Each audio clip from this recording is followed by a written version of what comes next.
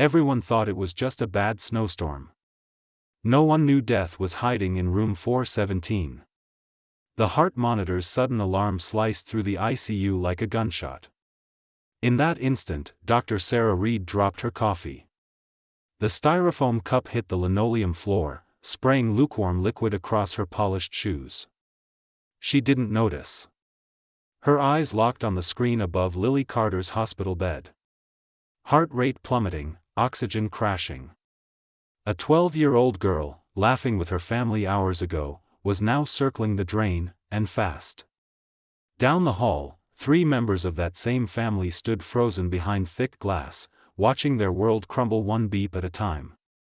Outside, parked 6 floors below in the blizzard-covered parking lot, a German shepherd named Max let out a low, gut-wrenching howl. For reasons no one could explain, that was the exact moment Lily's lungs began to fail. The Carter family never imagined a hospital room would become their second home.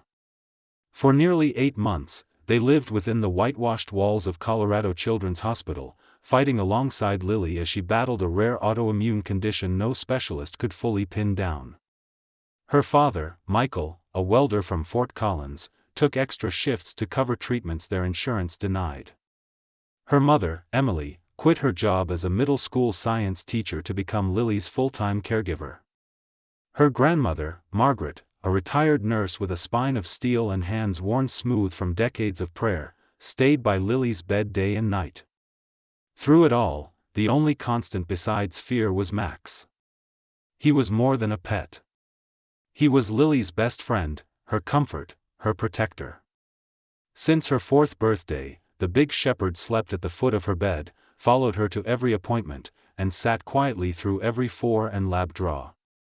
But since her last hospital admission, policy has kept him out. Max wasn't a therapy animal on paper, just a loyal dog. The ICU didn't make exceptions, not for blizzards, not for dying kids. Still, every day, the Carters took turns walking to the parking garage to check on him. Max sat in the back of their car, ears up, eyes trained on the doors, waiting for someone to come to their senses. For the past 3 nights, he hadn't touched his food. Before we begin, don't forget to subscribe and tell me in the comments where you're watching from. Earlier that Valentine's Day, things felt different, almost hopeful. Margaret baked heart-shaped sugar cookies in the hospital's family kitchen. Emily decorated Lily's room with pink streamers and taped glitter-covered cards from her classmates across the windows. Lily even sat up for a few minutes, frail arms wrapped around a plush golden retriever toy Michael won from a charity raffle. Her voice was soft but full of spark. "Mom," she whispered, "Sophie saved my spot on the cheer squad. She won't let anyone take it until I'm back." Emily blinked back tears and nodded. "Then you better get better, huh?" Lily smiled. "I'm trying." Then came the moment no one was ready for. In 1 second, Lily watched a TikTok of Max barking at snow through their neighbor's fence. The next, she was gasping, clawing at her throat as her body collapsed into seizures. The stuffed retriever slipped from her hands. Cookies crumbled on the floor. Valentine's Day turned into something the family would never forget. Dr. Sarah Reed, the ICU's chief physician, rushed in as the crash cart hit the door. Her silver hair was pulled tight into a bun, her jaw clenched, and her voice calm, but her hands trembled slightly, something her staff had never seen. "Get respiratory on standby. Push AP. I want cardio here now," she barked. Behind the glass, Michael slammed his fists against the barrier, screaming his daughter's name. Emily stood paralyzed, tears streaming silently. Margaret fell to her knees, rosary in hand, praying like she hadn't in decades. Lily was dying, and nothing in the hospital seemed to stop it. Meanwhile, in the parking garage, Max barked so violently nearby cars rattled. He leapt inside the vehicle, spun in circles, then sat, whining, pacing, barking, and repeating, like he could feel Lily slipping away. Which, it turns out, he could. The Carters didn't know the full truth about Max. Not yet. Upstairs, chaos turned to silence. Lily lay still, machines breathing for her, monitors throwing red warnings across the walls. Dr. Reed leaned over the chart, exhaustion in her posture. "We're running out of options," she whispered. Michael turned, voice raw. "What about that treatment the insurance denied last month? The experimental one?" Emily shook her head.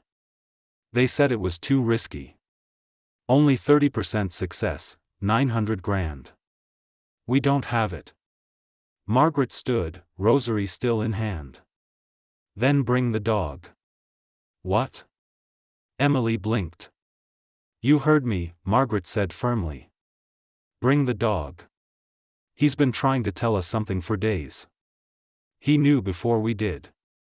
Dr. Reed shook her head. "I can't allow a pet in the ICU.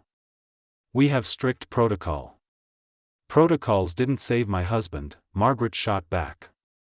"Protocols didn't stop this. That dog is trained. I've seen how he reacts." He knew Lily was crashing before the monitors did. Michael stepped forward, voice calm but dangerous. "If she's going to die anyway, she deserves him there." Dr. Reed hesitated, not because she didn't care, but because she did. 6 years ago, her son, Ethan, died in a hospital room down the hall. No warning, allergic reaction. They missed the signs. The dog meant to detect it never made it in time. His name was Max. What the Carters didn't know, what even Emily didn't know, was that Max had been trained as a medical alert dog. After Ethan's death, Dr. Reed funded the training herself, anonymously. She had him placed with a family who needed him. That family was them. Now, years later, the same dog was trying to finish the job he'd been born for, saving a child's life. The clock ticked. The blizzard outside raged louder. Inside Colorado Children's Hospital, a stubborn grandmother, a desperate father, and an exhausted mother faced a choice. Would they risk it all to bring Max upstairs, or let hospital policy seal their daughter's fate? The elevator groaned, crawling up from the basement. Inside, Margaret stood stiffly, one hand gripping Max's leash, the other clenched into a fist. Her breath fogged in the cold air trapped in the metal box. At her feet, Max stood alert, ears forward, chest rising with quiet purpose. The faded vest on his back was homemade, an old cheerleading hoodie of Lily's with Lincoln Middle Falcons printed across it. This wasn't about legality or appearance. It was about saving Lily's life. Back in room 417, Emily sat beside her daughter's bed, brushing damp hair from Lily's forehead. The machines beeped steadily, but there was no comfort in the rhythm. Every number felt like a ticking clock, and no one knew how much time was left. Michael stood by the window, arms crossed, jaw pulsing. Outside, the snow turned into a heavy, wet curtain, blurring city lights into gray smudges. "She's slipping," Emily whispered. "I can feel it." Dr. Sarah Reed stood at the bed's foot, reviewing labs she'd read 5 times. Nothing made sense. The numbers didn't add up. Lily's immune system had launched a full-blown attack on her organs. Medications that once worked weren't touching it now. She wasn't reacting like a typical autoimmune patient. She was reacting like a body under siege, a chemical siege. There was no explanation. Except the dog. As the elevator dinged open on the ICU floor, Rachel Parker stepped through the hospital's side entrance, coat flapping, laptop bag slung over her shoulder. Her badge read, "Claims Auditor," but her face told a different story. She wasn't here for paperwork. She was here because of a folder marked Special Pediatric Trials. One child listed, patient 33, was her niece. "Security will be looking for you," Emily said as Margaret and Max slipped through the side door. "They won't find me," Margaret replied, cool as ever. "I know these halls better than they do. Let's get him inside." Dr. Reed hesitated. "Margaret, if this backfires, I could lose my license." "I'll sign every liability form you want," Michael said, stepping forward. But we're not letting her die while the one thing that's always known what's wrong with her sits outside in the snow. A beat of silence. Then Dr. Reed nodded. Quick. In and out. 10 minutes. If there's any sign of complications, he's gone. Max entered the room without hesitation, as if he'd walked those floors 100 times. The moment his paws hit the linoleum, the energy shifted. Emily gasped softly. Look at her. Lily stirred. Not much, but enough. Max approached the bed slowly, ears twitching, nose working overtime as he sniffed the air. He paused, then placed his front paws on the mattress and laid his head across Lily's chest, right where her heart monitor was strapped. Just like that, the machine stopped screaming. It didn't flatline. It stabilized. Heart rate evened. Oxygen crept up. Blood pressure ticked toward normal. Dr. Reed blinked. What the? Do you see this? Emily's voice cracked. He's syncing with her.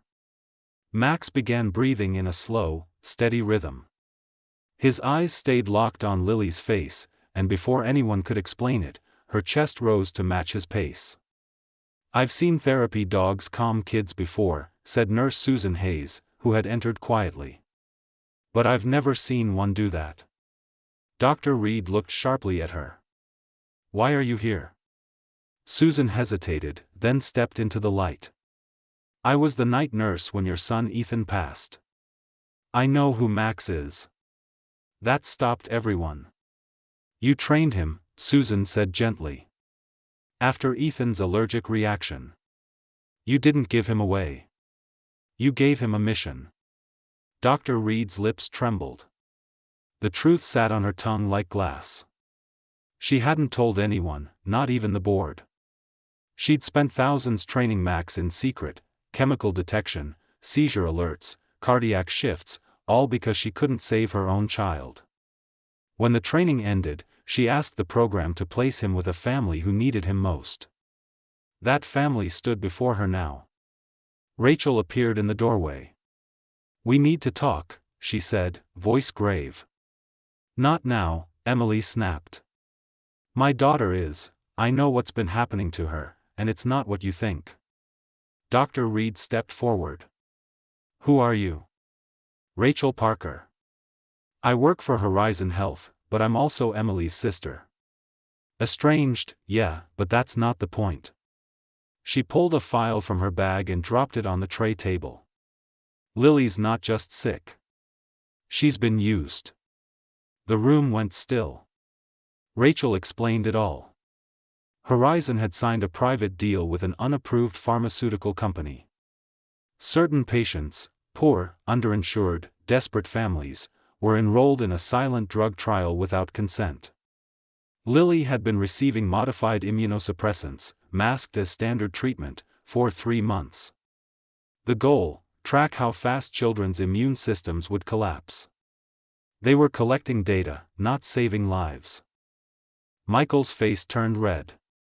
You're telling me my daughter was a lab rat? I didn't know, Rachel said, eyes wet. I swear I didn't know until last night. When I saw her name, I came here to stop it. Emily sank into a chair, hand covering her mouth. Margaret stood motionless, staring at the monitors.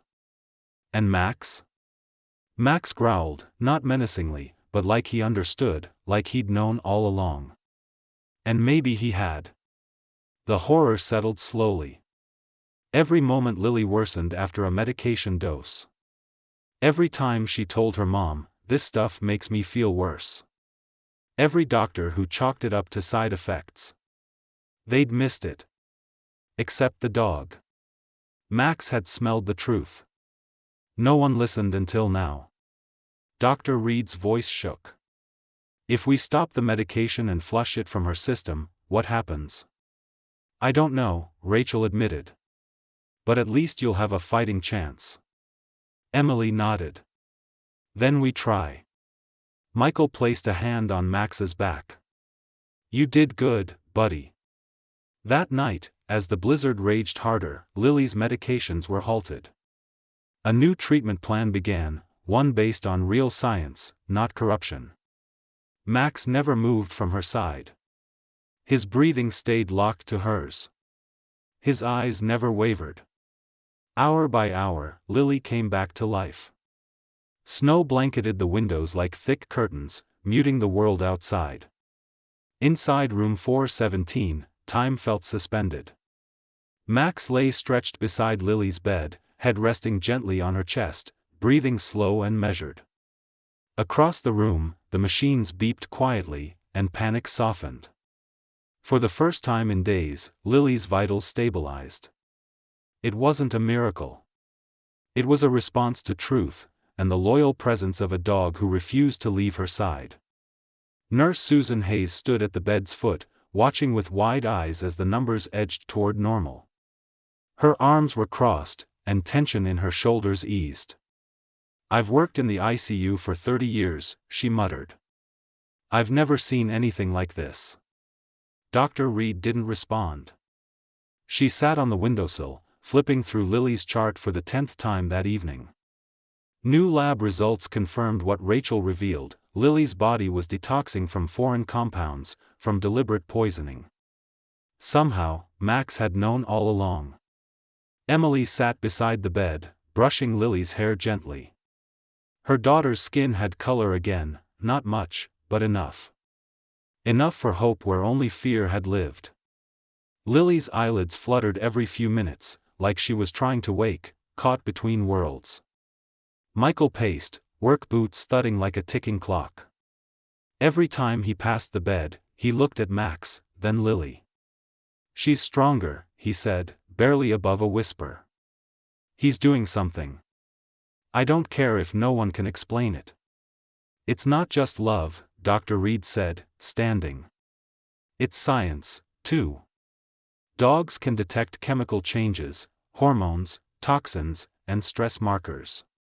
Max was trained for it, but this is advanced." Rachel stepped in, holding a brown accordion folder labeled Confidential Field Trial 47. "I pulled this from the audit server before Horizon locked me out," she said. "It's not just Lily. There are 47 kids like her across the country. Low-income families, no legal teams, selected because they'd say yes to anything that might help." Emily stood slowly, voice ice-cold. "You mean they targeted us?" "They did more than target you," Rachel replied. "They used your daughter as a human test subject. They've been giving her an experimental compound for autoimmune suppression, but it's unstable. It accelerates immune failure after a temporary stall. That's why she got better, then worse. They were tracking the fall." Michael stopped pacing. "So you're saying the reason my daughter's dying is because someone's watching it happen on purpose?" "Yes." The word landed like a hammer. Dr. Reed looked shaken, fingers tightening around the chart. "We administered those medications. I signed off on them." "You were lied to, too," Rachel said. "They changed the supplier and used an external pharmacy in Utah to bypass FDA reporting. Even the blood work was sent to a third-party lab owned by a Horizon subsidiary." Susan cursed under her breath. "That's why the flags weren't showing in our system. The whole thing was scrubbed clean." "And I missed it," Dr. Reed muttered. "I missed all of it." Outside, word was spreading. Nurses heard about the dog. Doctors asked why Lily's vitals improved after Max's arrival. Skeptics called it coincidence. Others took notes. It wasn't just the monitors. Lily was responding, tiny twitches in her fingers, stronger breaths, and brief moments of awareness. The only variable? Max. Hours passed. Snow kept falling. The wind howled like a ghost clawing at the building. Max never moved. When Lily's oxygen dipped, his breathing deepened. When her heart rate spiked, his body shifted, nudging her rhythm back to safety. When her hand twitched, his tail flicked once. "Do you see this?"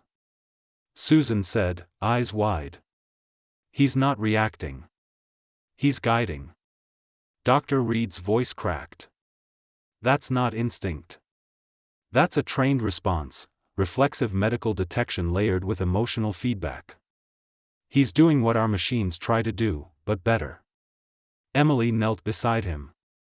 You're saving her, aren't you, boy? Max didn't look at her. He kept watching Lily. At 2:14 a.m., Lily's eyes fluttered fully open. Mama, she whispered. Emily nearly collapsed. I'm here, baby, she said, grabbing her daughter's hand, pressing it to her lips. I'm right here. Lily smiled faintly, eyes drifting to the fuzzy head on her chest. Hey, buddy. Max's ears twitched at her voice. I knew you'd come, she whispered. Everyone in the room cried. Even Dr. Reed turned away, wiping tears before facing the monitors. We're not out of the woods, she said. But she's responsive. Stabilizing faster than I thought possible. Michael turned to Rachel. This isn't over. Not by a long shot. I know, she said. I'll testify. I'll hand over everything. In the quiet aftermath, Dr. Reed walked to the administrative offices. She unlocked a drawer untouched for years and pulled out a dusty folder labeled E. Reed, Medical Detection Protocols. Inside were training logs, scent charts, and behavioral tracking forms from Max's early training. She stared at a picture of her son, Ethan, holding a leash with a floppy-eared German Shepherd pup. A sticky note in her handwriting read, "For the next family, for the child we might still save." Back in room 417, Max shifted, sliding gently to the floor. He seemed tired, more than tired, depleted. Emily watched with a mother's concern. He's giving everything he's got, she said softly. Michael knelt beside the dog, placing a hand on his back. You rest now, big guy. We got her from here. But Max's eyes never closed. Not while Lily was still hooked to machines. Not while his mission remained unfinished. As the clock neared sunrise, the hospital halls grew eerily quiet. The air no longer carried dread. It hummed with the possibility of justice, healing, and truth uncovered. It started with a girl, a dog, and the choice to break one rule for love. The smell of antiseptic and old coffee clung to the hospital's fourth floor like a stubborn memory. Even at 3:30 a.m., the Colorado Children's ICU didn't sleep. It held its breath.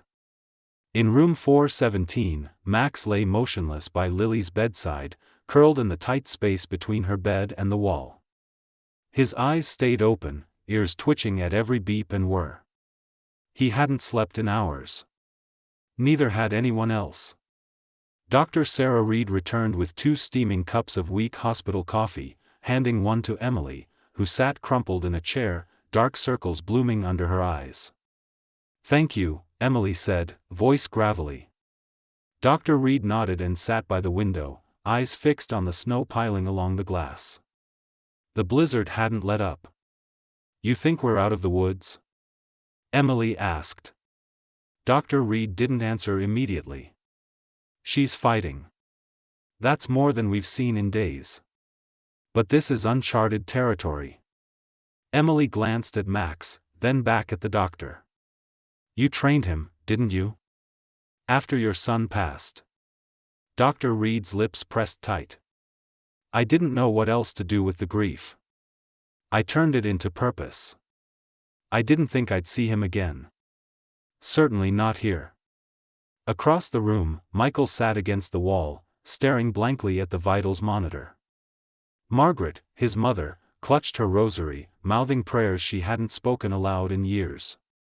The true center of the room wasn't them. It was Max. Every time Lily's heart rate flickered too high, he lifted his head. Every time her breathing grew shallow, he adjusted his position. Somehow, without touching a wire or machine, he brought her back to center. Around 4 a.m., Nurse Susan Hayes returned with a folder and a look of guilt. I've been going through supply records, she said, voice low. Lily's medications didn't come from our usual suppliers. They were routed through a special authorization tied to something called Project Synergy.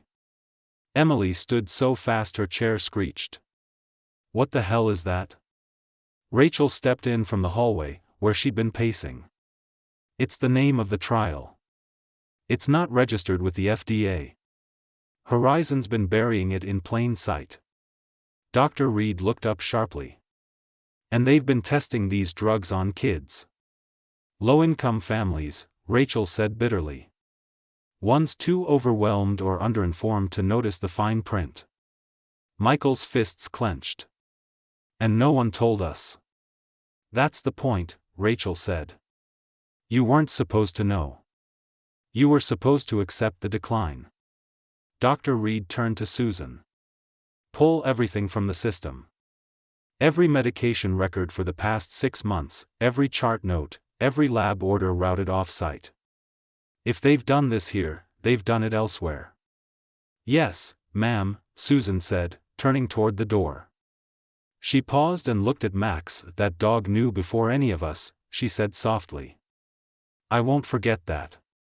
As dawn hinted through the storm, Lily stirred again.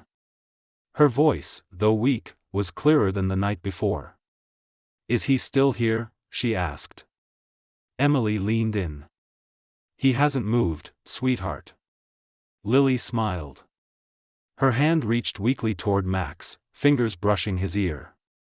I dreamed he was talking to me, she whispered. Telling me not to go. Downstairs, the hospital buzzed. Word spread among night shift nurses and then on-call residents. A few peeked into room 417 under the guise of checking equipment, but they wanted to see the dog. One pediatrician whispered, that Shepard's doing something I can't explain. Another said, it's like he synced with her body. Every spike, every dip, he reacts before the machines. By mid-morning, hospital administration was notified, and they weren't happy.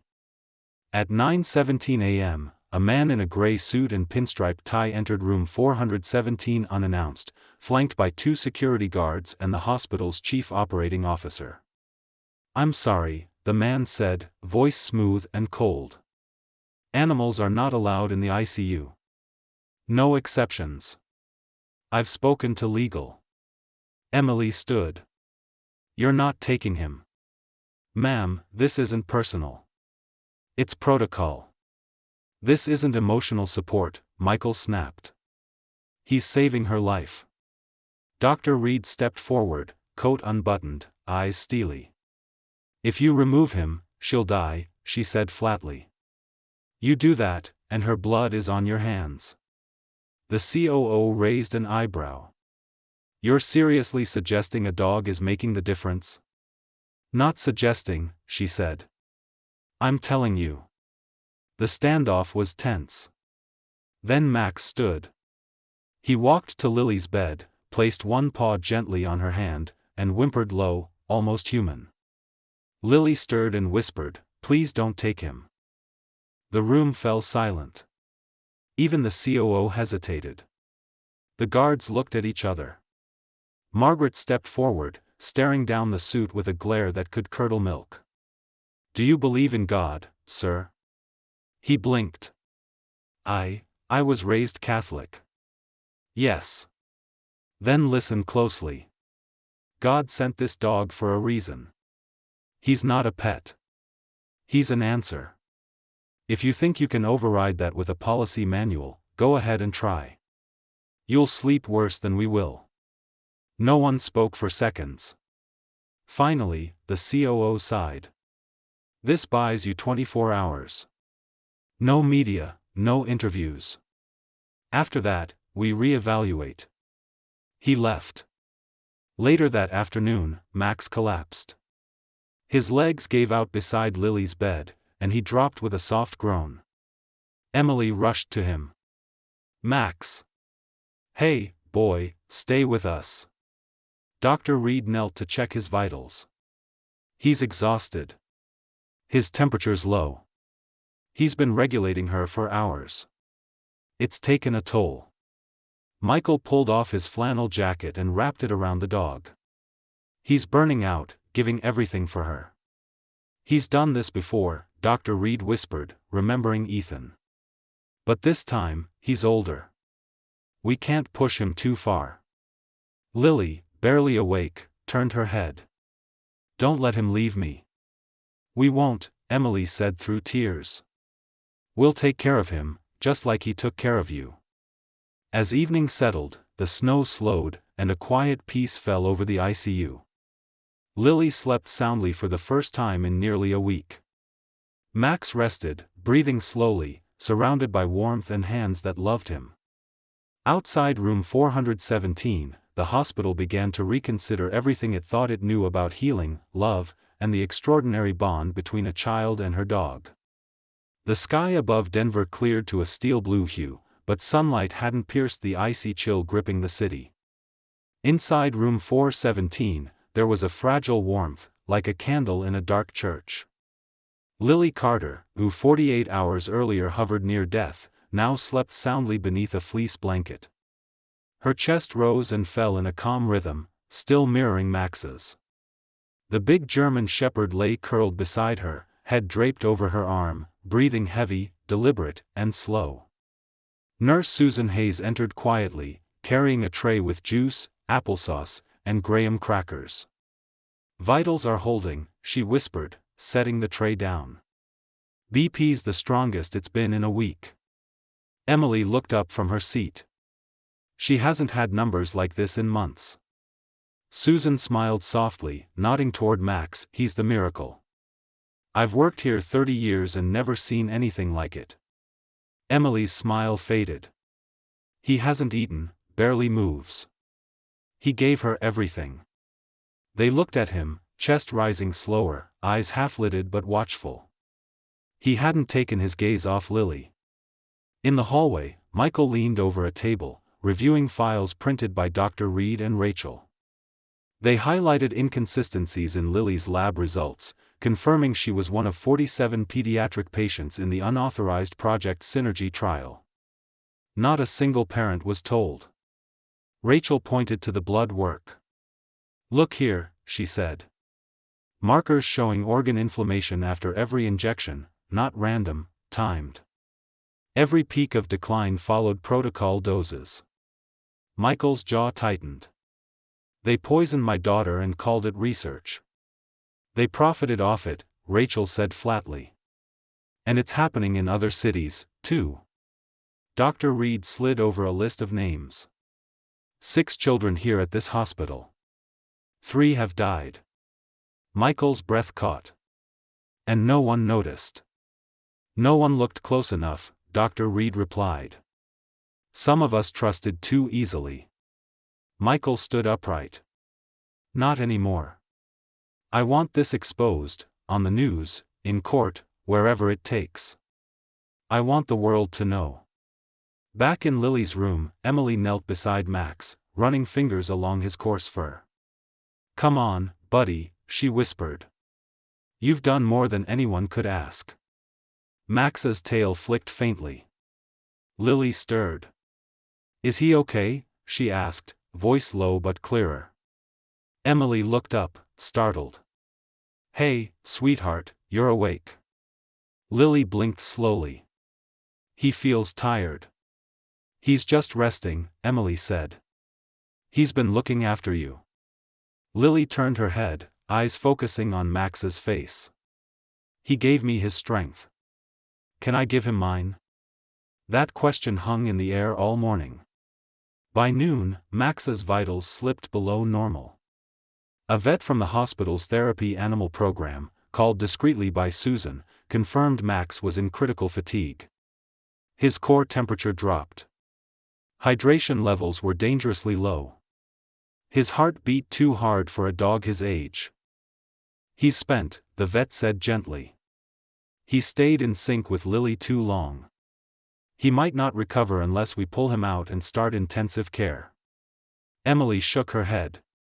If we move him, she could relapse. Dr. Reed looked between them. This is a medical dilemma I never imagined. One life is stabilizing because another is deteriorating. This isn't science. It's sacrifice. The decision was unbearable. Michael arrived, jaw tight, fists balled. "She'll blame herself," he said, voice breaking. "If she wakes up and he's gone, she'll never forgive herself. She's 12, and that dog is her world. What if she's strong enough to give back now?" Emily asked. "What if it's not one or the other anymore?" They looked at Lily, breathing calmly and strongly, and Max, panting heavily, eyelids drooping, shivering slightly beneath a blanket. "She needs to see him," Emily whispered. "She needs to talk to him." At 2:07 p.m., Lily opened her eyes fully. She turned slowly toward Max, who lay motionless, but his ears twitched at her voice. "Hey, big guy," Lily whispered. "You're not done yet.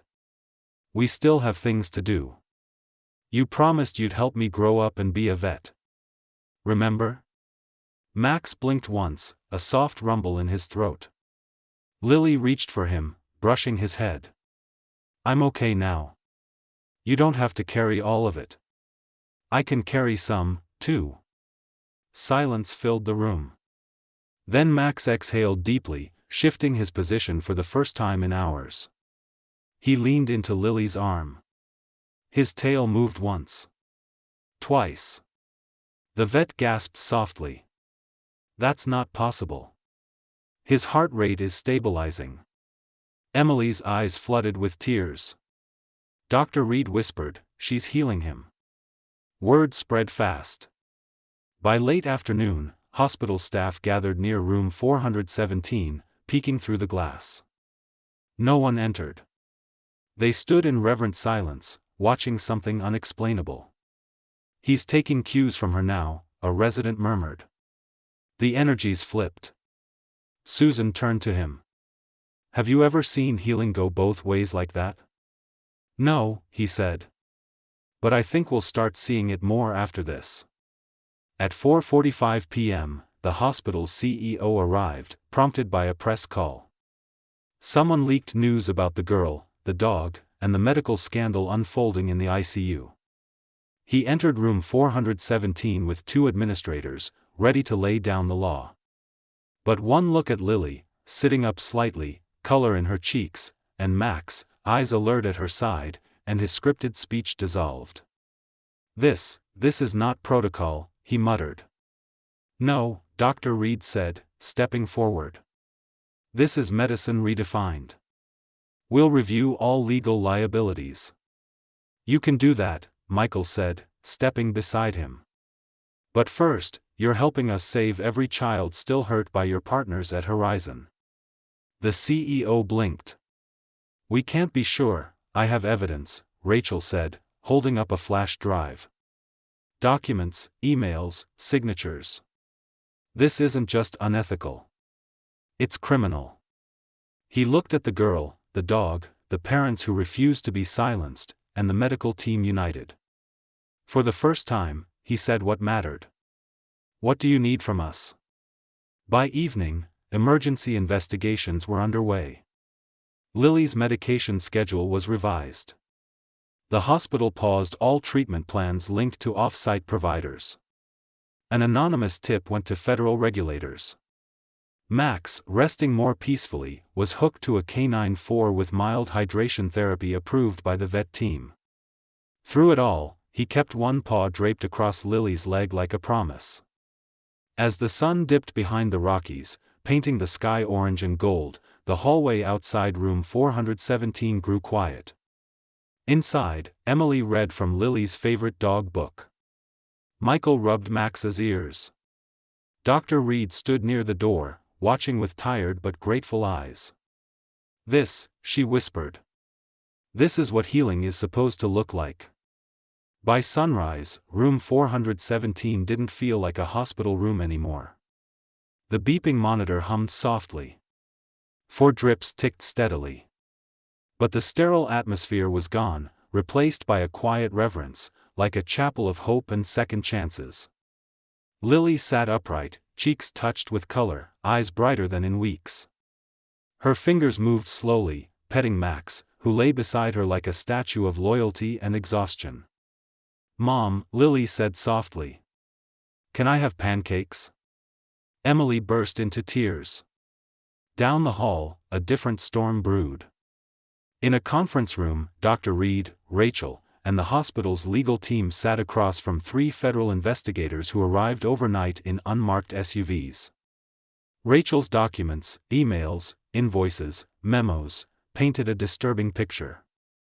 Horizon Health had orchestrated a covert trial using experimental immunosuppressants on underprivileged children in select hospitals. Dr. Reed stood at a whiteboard, outlining Lily's decline, each spike in organ failure lining up with a dose of the drug labeled SYX-271. The lead investigator, Agent Lopez, tapped her pen. "You're telling me this girl was dosed without consent for 3 months?" "More like 4, Rachel replied. The paperwork was doctored to look like standard treatment, but the vials came from an Arizona lab under a Horizon shell company. Agent Lopez narrowed her eyes. "And no physician caught this?" Dr. Reed spoke calmly. "They were good at hiding it. Lab results went to a third-party processor. Internal alerts were overridden. People like Nurse Hayes were told it was insurance red tape." Back in Lily's room, the atmosphere lightened. A tray of pancakes, courtesy of a nurse's IHOP run, sat untouched while Michael helped Lily sip water. Max, though weak, had regained energy. His ears perked when Lily giggled at a nurse braiding her hair. "Does he look better to you?" Emily asked, crouching beside the dog. Michael nodded. "He's still tired, but stronger. I think she's giving it back." "Giving what back?" "The strength," he said. "He carried her for days. Now she's carrying him." Max sighed, resting his head in Lily's lap. Around noon, the hospital board convened an emergency meeting. Word spread through staff channels. Someone from respiratory therapy posted anonymously on Reddit. A patient's sibling tweeted about the miracle shepherd in the ICU. Reporters called. News vans parked outside. A media blackout was declared, but it was too late. The story was out. Dr. Reed returned to room 417 after lunch, looking exhausted but hopeful. She touched Emily's shoulder. "You'll hear noise soon, journalists, hospital PR, lawyers. I'm not leaving your side." Emily nodded. "You believed us when no one else would." "No," Dr. Reed replied. "I believed him." She nodded toward Max. "I just had to remember why." That evening, Agent Lopez returned with subpoenas and a list of staff to interview. But first, she asked to see the girl. Emily agreed. Agent Lopez stepped into room 417 and froze. The scene stole her breath: a recovering girl with gentle eyes, a German shepherd with a graying muzzle beside her, paws draped across her lap like a worn flag, and parents who didn't look tired anymore. They looked whole. "You're stronger than most adults I've met," Lopez told Lily. Lily smiled. "It's not me. It's Max." Downstairs, security escorted a Horizon representative out after he tried to retrieve corporate property. The SYX-271 vials were now evidence in a federal investigation. He threatened lawsuits, but no one listened. Upstairs, a girl had almost died from his company's greed, and the only reason she survived was a dog who wouldn't stop fighting. That night, around 10:30 p.m., Susan checked Lily's vitals. "All normal," she said, scribbling on her clipboard. "Heart rate, oxygen, BP, perfect." Emily rubbed her eyes. "I feel like we're dreaming." "Then let me give you one more reason to believe," Susan replied, pulling an envelope from her pocket. Inside was a certificate. "Max Carter is hereby recognized as an official medical detection dog, an honorary therapy companion at Colorado Children's Hospital, signed by Dr. Sarah Reed, effective immediately." Emily gasped. Lily grinned. Max let out one low, happy bark. The next morning, it was time for a walk. Max hadn't left room 417 in over 3 days. Though his legs were stiff, he stood proudly when Michael clipped on his leash. Staff lined the hallway like a parade route, nurses, residents, janitors, and cafeteria workers, clapping softly as the shepherd trotted beside Lily's wheelchair, tail wagging slowly. Someone handed Lily wildflowers. Someone gave Max a bacon treat. Phones recorded, tears were wiped, and quiet cheers followed. It wasn't just about Max. It was about what he stood for, what went wrong and what went right. By noon, headlines hit the internet. K9 hero saves ICU girl, exposes insurance scandal. German shepherd detects what doctors missed. Medical miracle or medical cover-up? Calls came from pediatric hospitals in Chicago, Boston, and Houston. Families wanted answers. Some suspected similar declines in their kids. A mom from Phoenix wrote, "We were told it was bad luck, but now I wonder." Lily's survival was more than a story. It was a spark catching fire. That night, Emily and Michael sat in the hospital room, watching Lily sketch Max in a new notebook gifted by someone. Dr. Reed sat with them, reviewing the day's events. "Prepare yourselves," she said. "This isn't just local anymore. There'll be questions, probes, lawsuits, maybe congressional hearings." Michael nodded. "Let it come." Emily looked at her daughter, healthy, strong, alive. "We'll tell them everything." Dr. Reed smiled. "Good, because you have more power now than you know." She turned to Max, lying peacefully at Lily's feet. "And so does he." As midnight approached, the hospital lights dimmed, silence returning to the floor. In one room, a girl and her dog shared a quiet moment neither would forget. They'd beaten the odds. They'd exposed the truth. Together. Not with machines, not with medicine, but with love and a bond no protocol could measure. 6 months later, Colorado Children's Hospital looked different. Murals brightened the halls, colorful images of children and animals painted by volunteers and artists. Near the pediatric wing, one wall featured a stunning scene, a girl in a hospital gown kneeling beside a German shepherd, connected by a glowing thread between their hearts. Above, in bold black script, "The bond that saved us." Lily Carter, now 13, walked those halls as a visitor, not a patient. Her hair had grown back, and weight returned. She moved with quiet confidence, a girl who'd seen death and walked away with a mission. Beside her padded Max, no longer weak, but slower. His muzzle was grayer, steps measured, and eyes full of purpose. Everyone knew him. Nurses smiled, calling his name. Children waved. Parents whispered his story like a legend. Max didn't mind the attention, but his eyes never strayed far from Lily. That afternoon, Emily and Michael stood beside Lily as she prepared to speak at a press conference arranged by federal health investigators. They'd cleared a corner of the hospital's children's garden for a media tent. Camera crews set up. Chairs filled with doctors, lawyers, senators, and families who learned their children were affected by the Horizon trials.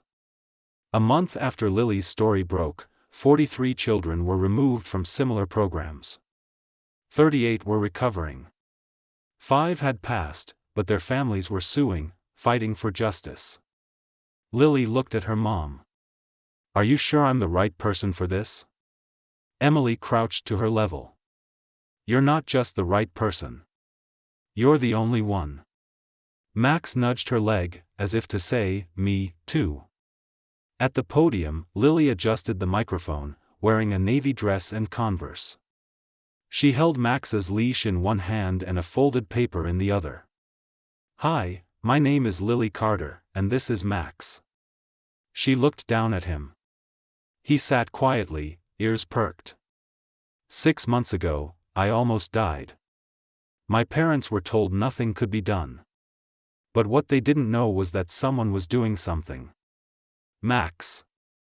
A murmur ran through the crowd. He stayed with me when no one else could. He heard something no one else did. When I was too weak to fight, he fought for me." Lily paused, steadying her voice. "I didn't know until later that my medicine wasn't medicine. It was a test. People I'd never met decided my life was worth risking to sell a new drug. I wasn't supposed to survive, but I did because my dog never stopped trying to save me." Cameras clicked. Reporters scribbled. Everyone listened. Really listened. Lily continued, "There are other kids like me. Lots of them. Some didn't make it. But the ones who did, we won't stay quiet. We'll tell the truth and make sure this never happens again." She looked at Max and smiled. "I want to be a vet one day. I want to train dogs like Max to help other kids. Because love isn't just emotional. It's powerful. It's medical. Sometimes it's the only thing that works." The crowd stood to applaud. Max wagged his tail once. Later, the Carter family returned to their two-story house in Fort Collins. A handmade sign on the porch read, "Welcome home, heroes."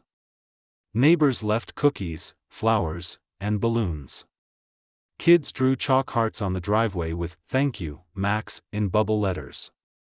Inside, everything felt normal, or a new kind of normal. Max settled by the fireplace, curled into a wool blanket. Lily sat beside him, sketching another version of the hospital mural. Emily stood in the doorway with tea, watching. "He'll never stop protecting her," Michael said, stepping beside her. "And she'll never stop needing him," Emily replied. Michael wrapped an arm around her. "The world thinks she's the miracle. But I think the miracle was how she gave him life again, too." Emily smiled. They saved each other. 2 weeks later, Colorado Children's Hospital launched the Ethan Reed Medical Detection Dog Program, named after Dr. Reed's late son, inspired by Max's story. The program trained dogs to work alongside pediatric patients, offering emotional and medical support, the first of its kind in the country. Max received the first honorary badge. He barked once when it was pinned to his collar. The crowd clapped like he was a celebrity, which he kind of was. That summer, Lily and her parents took a road trip across Colorado to meet other families impacted by Project Synergy. In every town, they were greeted with gratitude, tears, and hope. Parents hugged Emily and Michael. Children ran fingers through Max's fur like he was sacred. Lily listened to every story, scribbled names in her notebook, and told each child, "Don't give up. Keep fighting. If you feel like you're losing, remember, sometimes the best medicine isn't in a bottle. Sometimes it has 4 legs and a big slobbery kiss." On the last night of the trip, they sat under stars at a campsite near Estes Park. Max snored lightly by the fire. Lily leaned against her dad's shoulder, tired but content. "What happens now?" she asked. Michael looked at the sky. "We keep going. Keep telling the truth." Emily added, "And we keep showing people love matters. Healing isn't just what doctors give. It's what families, faith, and courage give, too." "And dogs," Lily said. Michael smiled. "Yeah, especially dogs." 1 year later, Lily stood at a podium on Capitol Hill, now 14, in a blazer and jeans. Max sat calmly at her side. Behind her, photos of the 47 children affected by the Horizon scandal lined the wall, faces of survivors, names of those lost. A new federal bill, the Patient Transparency and Protection Act, was being introduced. Lily's testimony would help it pass. "I'm not here because I'm lucky," she told the room. "I'm here because someone paid attention when no one else did. Because a dog wouldn't let me go, and because people who felt powerless stood up and said, 'Not anymore.'" In the years to come, Lily published a book, Paw Prints of Healing, with Max's paw print on the cover. Proceeds went to therapy dog programs nationwide. Every Valentine's Day, she returned to Colorado Children's Hospital, to room 417, to sit with a new patient and share the story of how one girl and one dog changed the world. Thank you for joining us on this incredible journey through Lily and Max's story. In a world where medicine feels cold, where rules outweigh instinct, and families feel powerless, this story reminds us that love, loyalty, and courage can rewrite the ending. If you were Lily's family, would you risk everything to bring Max to her side or follow hospital rules? Let me know in the comments below.